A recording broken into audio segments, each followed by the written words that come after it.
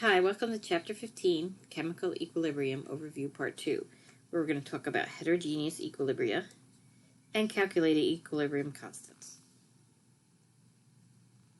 So homogeneous versus heterogeneous. In a homogeneous equilibria occurs when all your reactants and products are in the same phase, so they're all gases or they're all aqueous. That is homogeneous. Heterogeneous is when you have different phases. So you might have a solid thrown in with some gases or a liquid thrown in with some gases. Okay, when we have these heterogeneous equilibria, in your equilibrium constant, you never include the solids and the liquids. Okay, so how is a solid concentration affected by adding more solid to a container? Well, if you assume that the container is empty except for the solid, the concentration of solids and liquids are essentially constant. Both can be obtained by dividing the density of the substance by its molar mass. And both of these are constant at constant temperature. So therefore, the value you would use for concentration of a pure substance is always 1, which is why they are not. So solids and liquids are not in your equilibrium constant.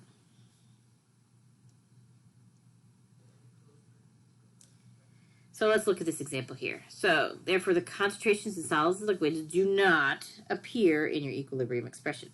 So here we have an equation. You look at all your states. You see this is a solid. It will not be in your K. So look at what is K here. It's just the concentration of the lead ion times the chlorine ion squared because of the 2. The solid does not appear there. So here's another example. You have calcium carbonate decomposing in the calcium oxide plus carbon dioxide. The resulting equilibrium constant is just dependent on the concentration of carbon dioxide. Same thing for the pressure. As long as there is some calcium carbonate or calcium oxide remaining in the system, the amount of the carbon dioxide above the solid will remain the same. Look at this picture here. You have the same amount of carbon dioxide above here. Even in this one, you have more of your calcium carbonate, and in this one, you have more of calcium oxide. It doesn't matter. As long as you have some of each, you're going to have the same amount of carbon dioxide on the top. So let's write the equilibrium expression for the following reactions. So you have Kc, your products over your reactants. You see that carbon monoxide is a gas. This is a liquid, so it won't be in there. Over carbon dioxide times hydrogen. Now let's do the next reaction. See this solids, they will not be in there. So you have carbon dioxide squared divided by carbon monoxide squared. So let's do this problem. Let's find the value of K. So you have nitrogen gas plus hydrogen gas in equilibrium making ammonia gas. And you have to balance it. The reaction is allowed to reach equilibrium. So the equilibrium constant will be your products divided by your reactants.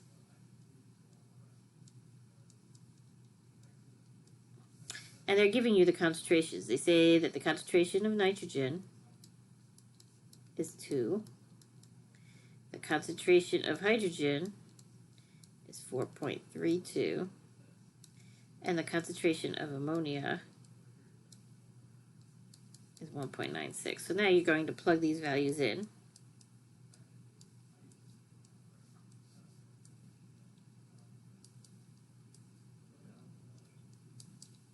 And then punch it into your calculator, and you will get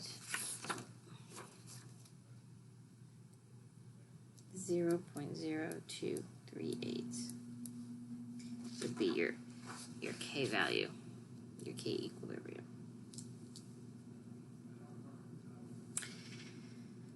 So what if we have a reaction? We know our initial concentrations, and say we know one of the either reactants or products equilibrium concentration, but not the others. What do we do? So here is how we figure out our equilibrium constant and the concentrations of everything at equilibrium. So the first thing you need to do is tabulate what you know, your initial concentrations, and if you know any equilibrium concentrations.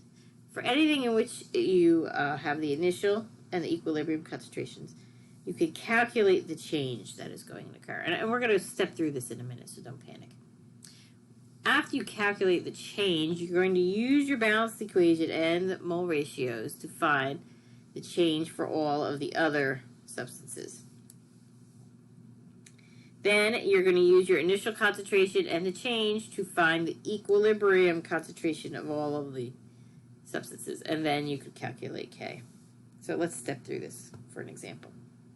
So here we have a closed system initially containing 1 times 10 to the minus 3 molar H2 and 2 times 10 to the minus 3 I2 at 448 degrees Celsius. You allow it to reach equilibrium.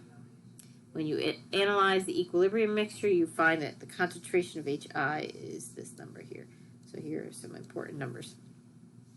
Calculate our equilibrium constant here. So how do we do this? So the first thing you need to do is tabulate everything you know. Make a table, and these are called ICE tables. Initial change at equilibrium, ICE. So you write your reaction down.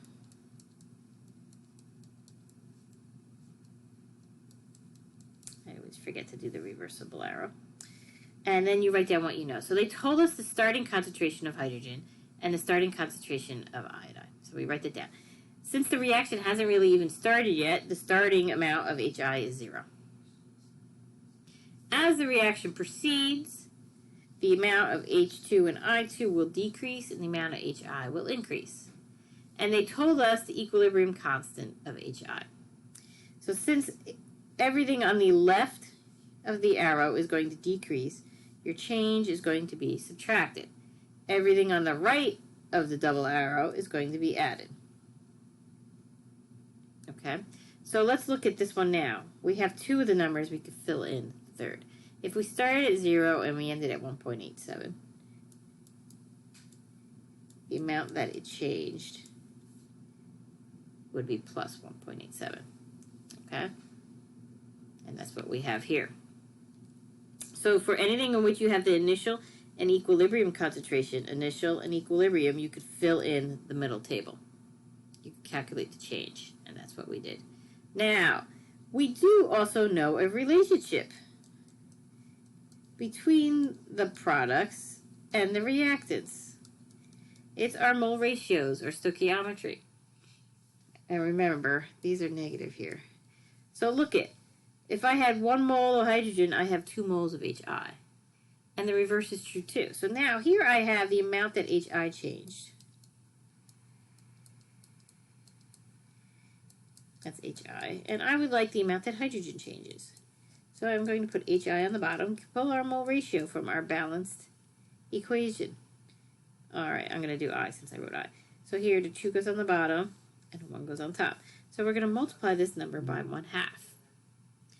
And let's do it for hydrogen.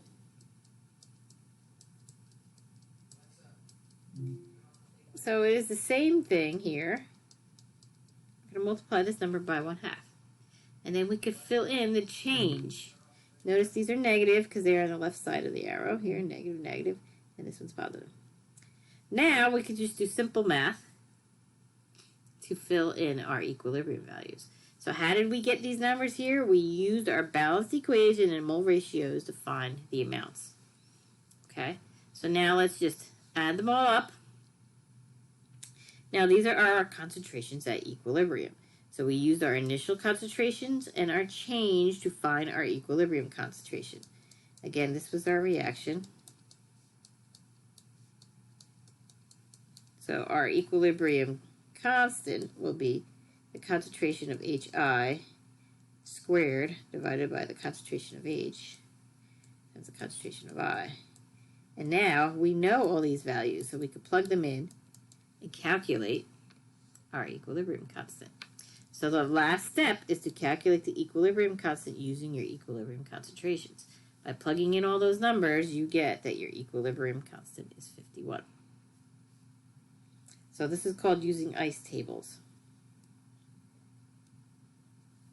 So let's practice. Let's try this one. So we have sulfur trioxide decomposing, it's a gas, into sulfur dioxide plus oxygen gas. And we have to balance this.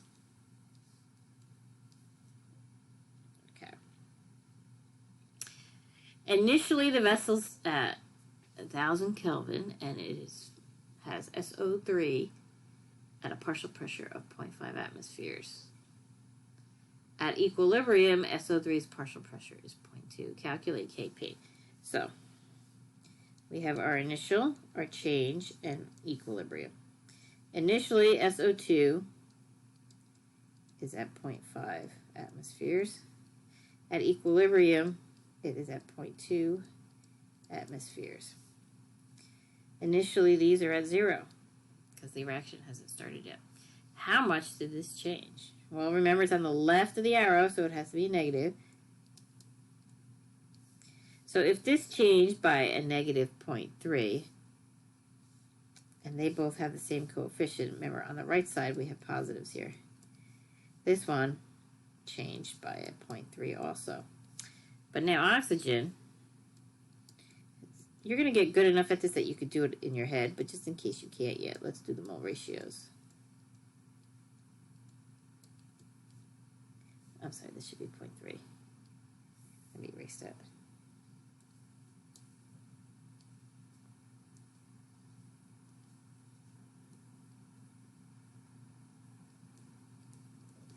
So that means that oxygen changed by 0.15. Now I have the initial and the change. I could calculate, by doing some simple math here, what the equilibrium value is.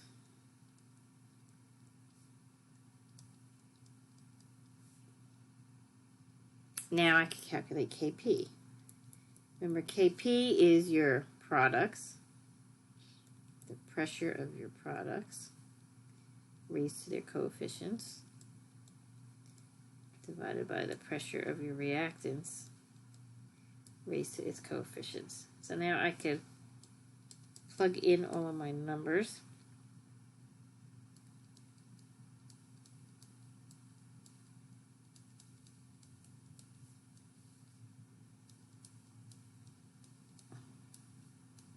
And when I do that, I get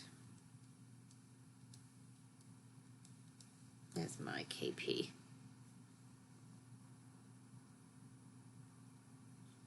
All right, let's try another one. This one is a little bit different. So here we have a 1 liter flask that has 5 moles of hydrogen and 5 moles of iodine. The value of the equilibrium constants, so they're giving us Kc, is 50.5. What are the concentrations of Hi and Hi at equilibrium? So we have our reaction and it's balanced here. So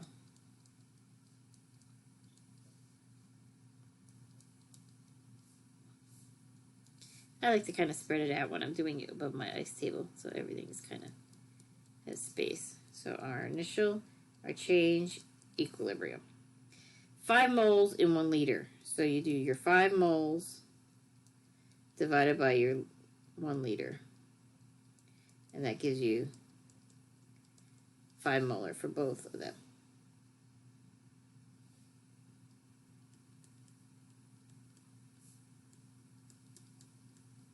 And initially, Hi is 0. Okay?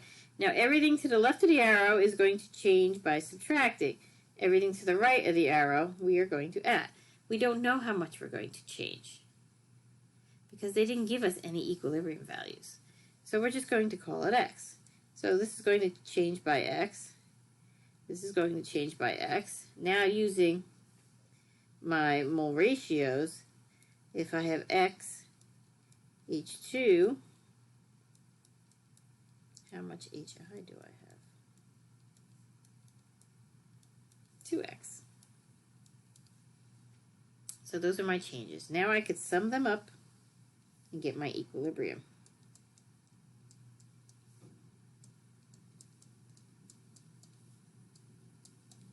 Okay, these are my equilibrium constants in terms of X. But I don't want them in terms of X. I want to know actual numbers. So what else did they give me? They gave me Kc, which is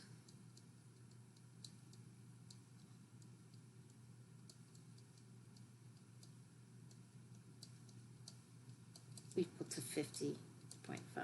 So what I'm going to do is plug in these values here into Kc. So I have 2x squared divided by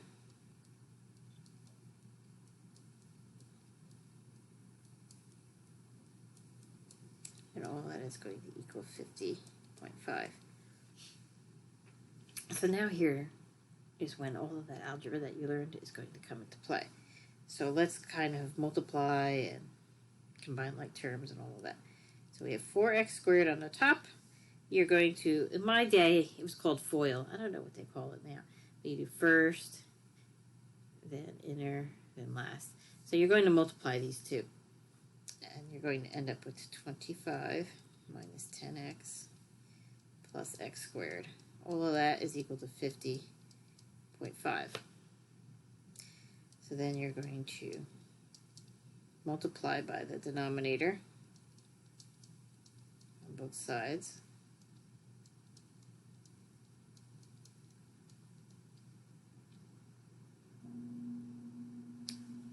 And then you're going to end up with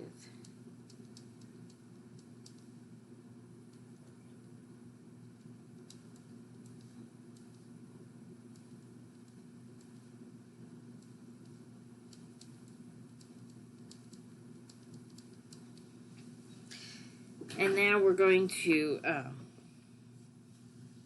combine my x squares. And we want to write it in the form so we could use, believe it or not, the quadratic equation. So remember, the quadratic equation, you want to get your information written in this form. So let's rearrange this, and when I do all of that, I end up with 46.5x squared minus 505x plus 1262.5 all equals 0. So now I could identify my A, my B, and my C. So using my quadratic formula, I get that x is equal to plus 505 plus or minus the square root of divided by 93. In case you don't remember the quadratic formula, which honestly I didn't either. I had to look it up because it's been, I don't want to say how many years it's been since I've used it. But for you, it should be more recent that you used it.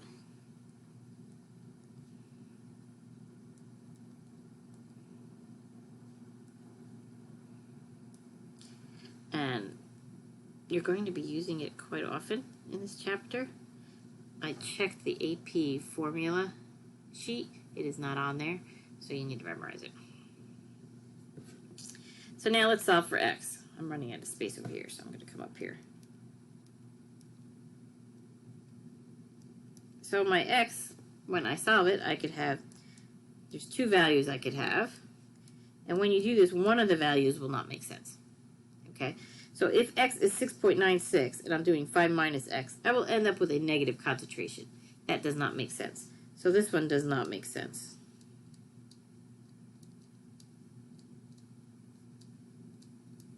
So this is the number that we need to use.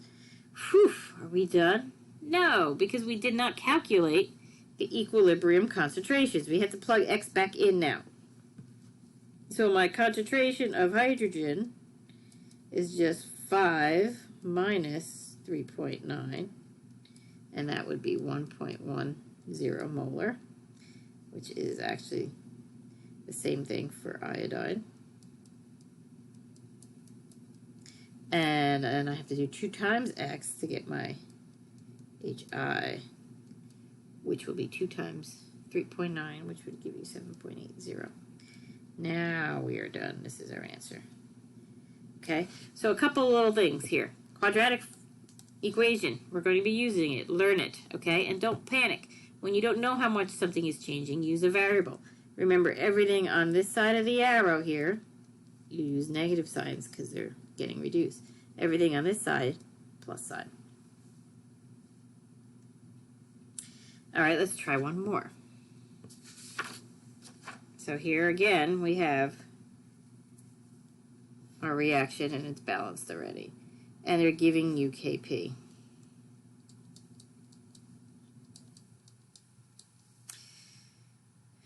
And they're giving you the initial pressure of PCl. So let's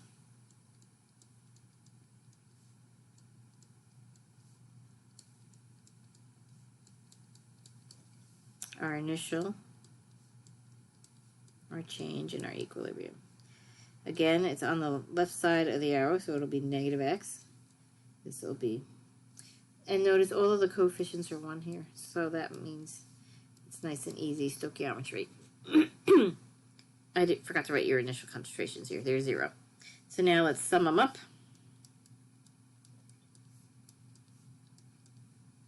Let's write our expression for Kp. So it will be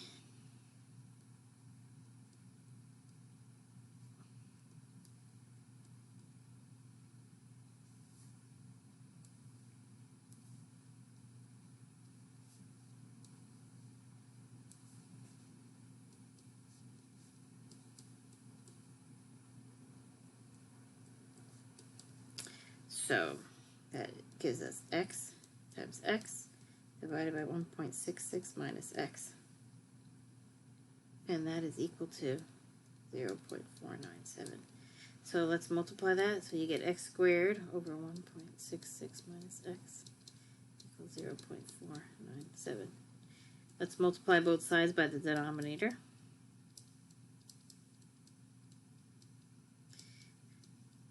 This is actually reminding me of the fun days when I was in high school doing algebra. I enjoyed that stuff. Now you're going to distribute. And I try not to round the numbers until the bitter end.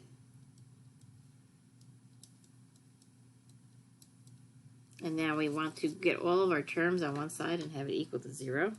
So we could use our quadratic equation.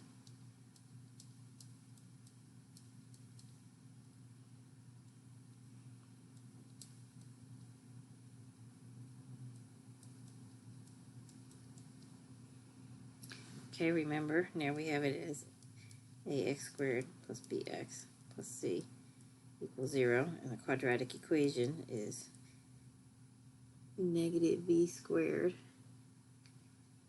negative b plus or minus the square root of b squared minus 4ac divided by 2a.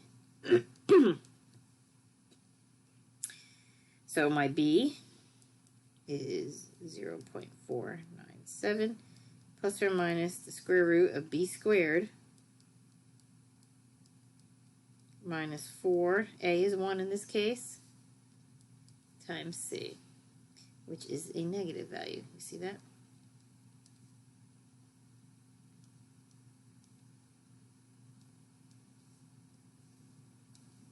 All of this is divided by 2 times 1. So I made a mistake here. I forgot the negative. Look at that, negative. So we got to put the negative in there. So we end up with negative 0.497 plus or minus the square root of 3.54708.9 divided by 2. Okay, when we solve all that, we get that x could be 0.693 or a negative 1.19. So you can't have a negative concentration, so this one makes no sense. So 0.693 is the value we need for x.